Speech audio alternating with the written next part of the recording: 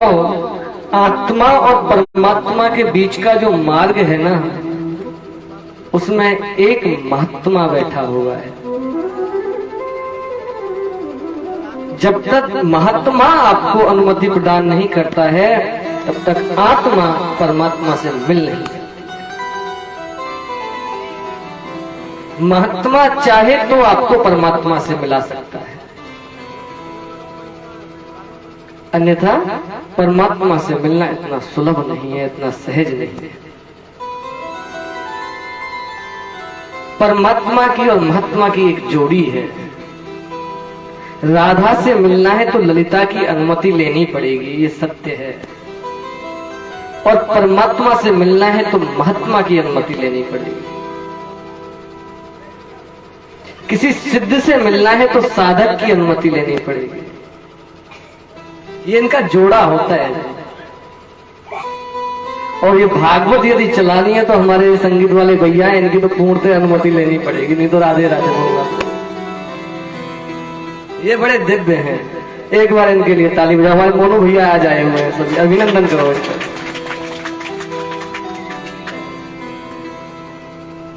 ठाकुर जी ने नख पे गिरवर धारण किया है। सर्वप्रथम पूजा की है गिरिराज जी की। गिरिराज जी की पूजा के उपरांत में नख पर अपनी कनिष्ठा उंगली पर गिरिराज जी को धारण किया है। और धारण किया है 8 दिन, जो भागवत में प्रमाण मिलता है। कहने वाले क्या कहें, बहुत से कहते हैं महाराज जी हमने तो ऐसे सुना है 15 दिन उठाया, कोई कहता 17 दिन। अरे भैया तेने पढ़ी है कैसे और हमने पढ़ी है ऐसे, जन होगी कैसे? जो भागवत में लिखा हुआ है प्रमाण, वो मैं आपको बता रहा हूं।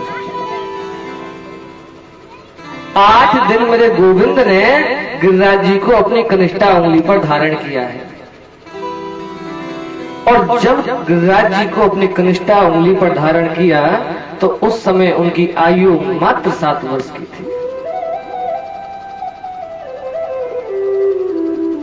और मैं आपको बता दूं, ये एक छोटा बच्चा जो होता है ना, बाल अवस्था, उसमें माँ का वात्सल्य ऐसा होता है कि बच्चे को 1 बार नहीं 2 बार नहीं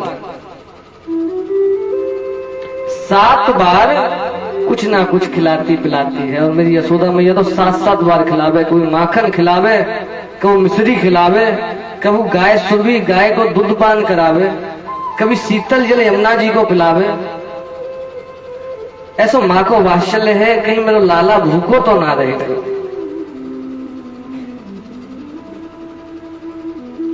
और मेरे गोविंद ने 8 दिन गिरिराज जी को अपनी कनिष्ठा उंगली पर धारण किया। उस बीच में गिरिराज जी ने कुछ खाया ही नहीं गोविंद ने, क्योंकि खाने के लिए तो हाथों की आवश्यकता पड़ती है ना जी। हाथ पे तो गिरिराज जी धारण कर रखा है कनिष्ठा उंगली पर, खाएं कैसे? आज मैया की आत्मा जो है वो बड़ी दुखी है, व्याकुल है कि मेरा लाला 8 दिन से भूखो है। मैया तो प्रतिदिन प्रसादी बनावे लाला की ताई, पर लाला खाई ना पाए।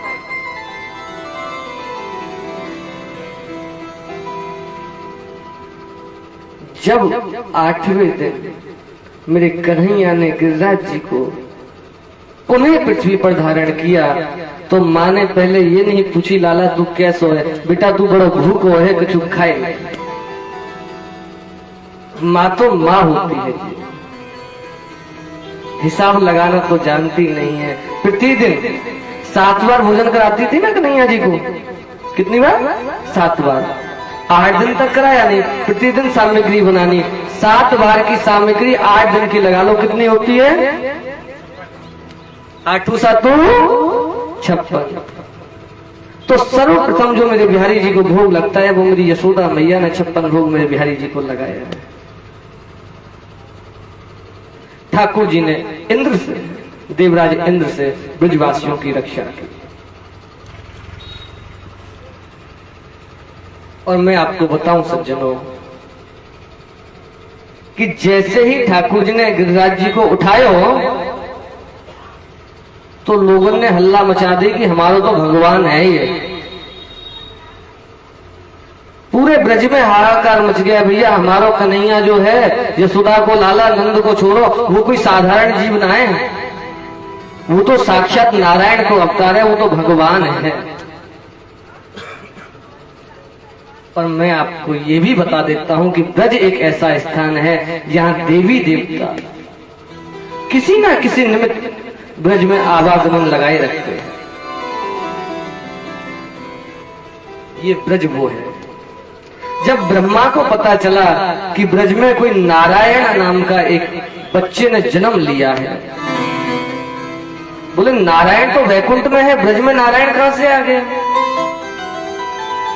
एक सामान्य जीव को यदि आप भगवान बता दो तो ये तो बहुत बड़ी बात हो जाती है ना। बोला नारायण है तो क्यों ना इसकी परीक्षा ली जाए। ब्रह्मा जी ब्रह्मलोक से ब्रज में आए हैं और हमारे कन्हैया को देखो है। कन्हैया को जैसे ही देखो तो कन्हैया बड़ी एक सुंदर लीला कर रहे हैं। कन्हैया ने देखो कि ब्रह्मा जी मुझसे मिलने के लिए ब्रह्मलोक से आ रहे हैं, क्योंकि नारायण है ना कन्हैया तो। और नारायण यदि अवतार ले और ब्रह्मा दर्शन के लिए ना आए तो ऐसा संभव नहीं हो सकता। ब्रह्मा जी पृथ्वी पर आए हैं और मेरे कन्हैया ने अपनी ग्वाल वालों की टोली बुलाई है और कहने लगे, क्यों रे सखाओ, आज तुम्हारे घर में काका बनो, तुम खावे के ताई काले के आए, कछु बचो हो तो मोकू दे दे, मुझे बड़ी तेज भूख लगी है। सभी ग्वाल वालों ने अपनी अपनी प्रसादी जो घर से मैया ने बांध के दी थी ना गौ चराने के लिए जब जाते हैं, सभी ने खो दी। सुखदेव जी कहते हैं, परीक्षित सावधान, अपने नेत्रों को बंद कर लो। मेरे गोविंद को स्वादिष्ट व्यंजनों की आवश्यकता नहीं है, उसको मिष्ठान नहीं चाहिए, उसको सिर्फ भाव चाहिए। भाव का भूखा हूं, भाव ही एक स्वार है, और भाव से मुझको भजो तो पुष्प भी स्वीकार है। यदि आपके अंदर भाव है तो एक वृक्ष का पत्ता भी यदि तोड़ करके आप मुझे दे देते हो, तुलसी पत्र भी, तो मैं उसको सहज ही स्वीकार कर लेता हूं। और यदि आपके मन में कुभाव है तो आप कितनी ही अमूल्य वस्तु मुझे क्यों ना दे दो, मुझे वो स्वीकार नहीं है।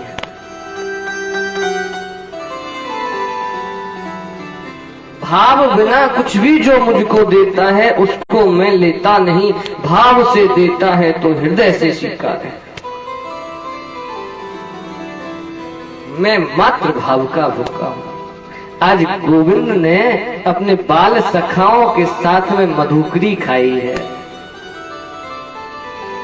और यह दृश्य जब ब्रह्मा जी देखते हैं ना तो आश्चर्यचकित रह जाते हैं कि ये कैसो भगवान है भैया, जो निकृष्ट शूद्र जिसको कहा जाता है। क्योंकि सखा कोई कन्हैया जी के गोत्र वाले थोड़ी ना थे, सखा तो सखा होते हैं बालपन के। मित्रता कभी कास्ट नहीं देखती है, पात्रता नहीं देखती है, मित्रता तो मित्रता होती है। मेरा मानना यह है, या तो मित्रता करो ना, और मित्रता करो तो ऐसी करो कि आपके अंतिम सांस तक उस मित्रता को स्मरण रखो।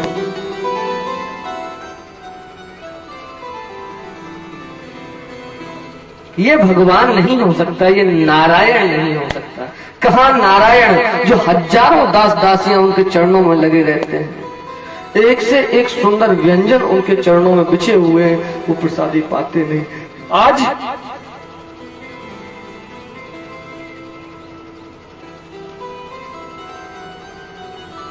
इन ग्वाल वालों के सूखे टिक्कड़ जिनमें घी मक्खन भी ना लगो, उसको मेरे कन्हैया बड़े प्रेम से खा रहे हैं। ब्रह्मा ने सोची आया हो तो प्रणाम करने के ताई, लेकिन अब मैं प्रणाम ना करूंगा, पहले मैं ये साबित कर लूं कि ये नारायण है या नहीं है। मुझे पहले इसका परीक्षण करना पड़ेगा। जो जगत की परीक्षा लेते हैं, आज ब्रह्मा उनकी परीक्षा करने के लिए चले। ब्रह्मा ने क्या किया? सर्वप्रथम कन्हैया भोजन प्रसादी पा रहे हैं और उनकी गैयाओं का, बछड़ों का सबका हरण कर लिया और ले गया वह ब्रह्मलोक।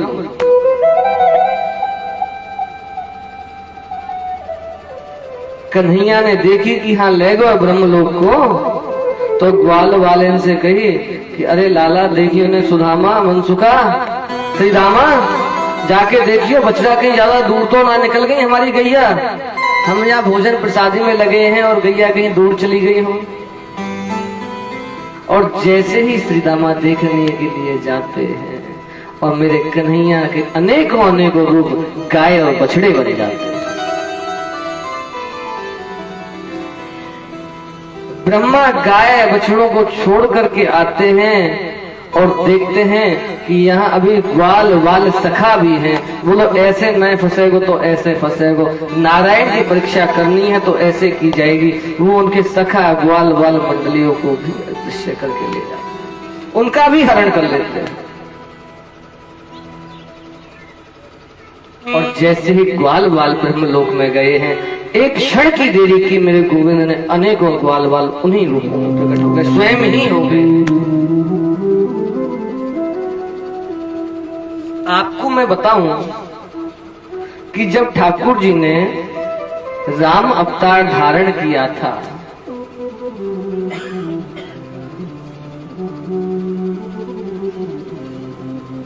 तो प्रत्येक मैया की ये इच्छा थी कि ये राम मेरा पुत्र बन के क्यों नहीं आया।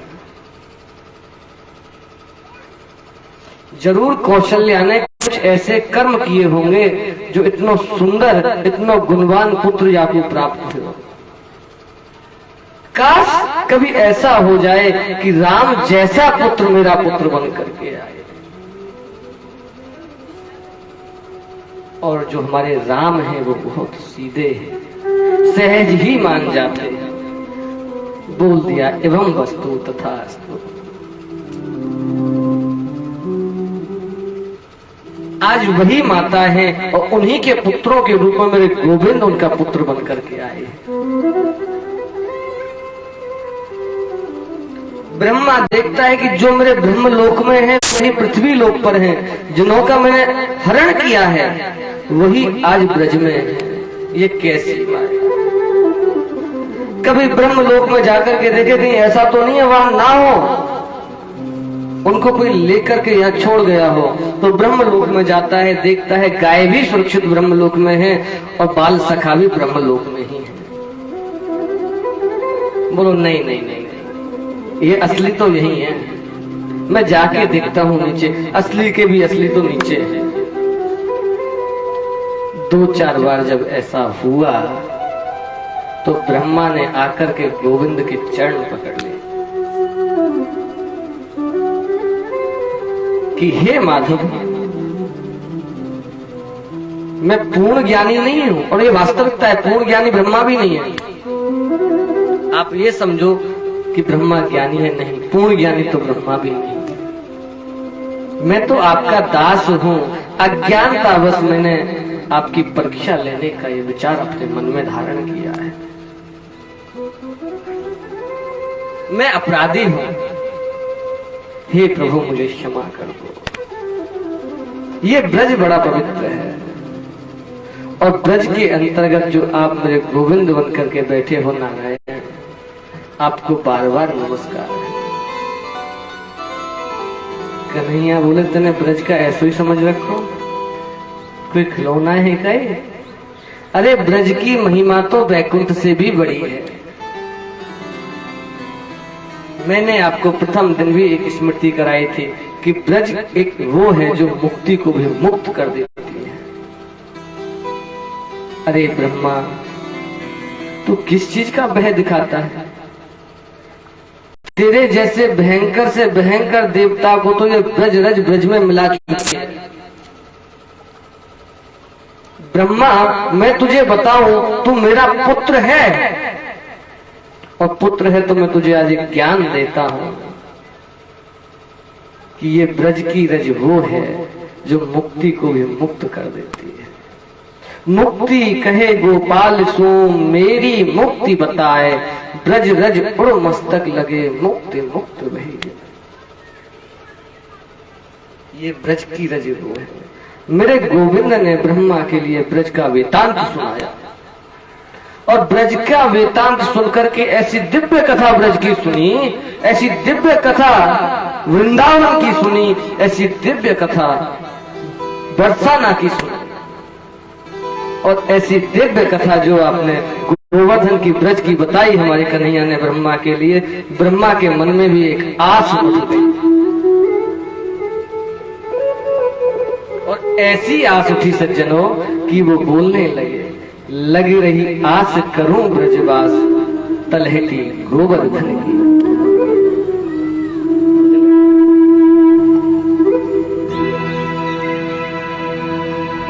कि वृंदावन शोभन नहीं,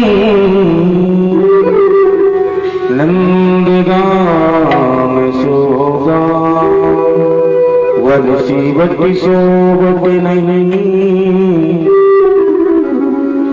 तू श्री राधा कृष्ण सोना, तू जब परेशानी आवे, तू जब वृंदावन आवे, वो ब्रज रज में, ब्रज रज में, ब्रज रज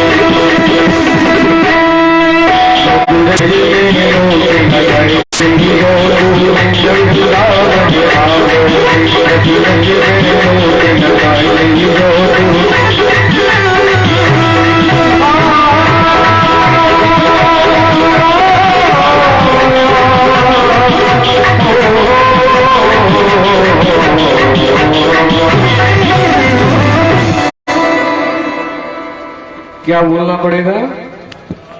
राधे राधे। तुम राधे राधे बोलने में भी कंजूसी करो। मैं ज्यादा तो कुछ नहीं बुलवाता आपसे, एक ही तो बुलवाता हूं और उस एक में ही सब कुछ बुलवा देता हूं। एक नाम ही तो है कलयुग केवल नाम। यही भागवत कहती है सज्जनों, कलयुग केवल नाम आधारा, जपत जपत नर उतरहि पारा। मात्र एक नाम लेने से आप कलयुग जैसे युग से पार निकल जाओ, इस कली काल से निकल जाओ। और यदि नाम नहीं लोगे तो ये मैं भी नहीं कहता, ये भी भागवत कहती है, पुनरपि जन्मम पुनरपि मरणम पुनरपि जननी सुविधा। बार बार इस संसार में आना पड़ेगा, इस कुचक्कर में आपको फंसना पड़ेगा। जीवित होगे मर जाओगे और पुनः जीवित होना पड़ेगा। ये आवागमन आपका लगा रहेगा। यदि आवागमन से आपको बचना है ना, तो मैं आपको एक ही कहता हूं कि अपने मुखार